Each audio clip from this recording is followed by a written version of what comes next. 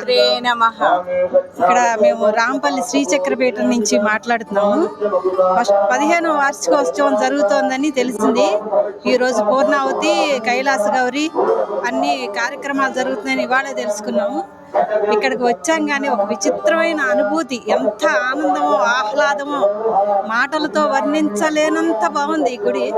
ఇక్కడ అరేంజ్మెంట్స్ కానీ అమ్మవారు కానీ అసలు అమ్మవారిని చూస్తే అలానే చూస్తూ ఉండిపోవాలనిపించింది, అంత బాగుంది. మొదటిసారి వచ్చినా అంత అనుభూతి వచ్చింది. ఆ అనుభూతిని మాటల్లో చెప్పలేము. అసలు చాలా చాలా ఆనందంగా ఉంది. వచ్చిన మళ్ళీ ప్రతిసారి రావాలని మాత్రం అనిపించింది. రాగానే అంత ఆనందంగా ఉంది మొదటిసారి వచ్చినా కూడా.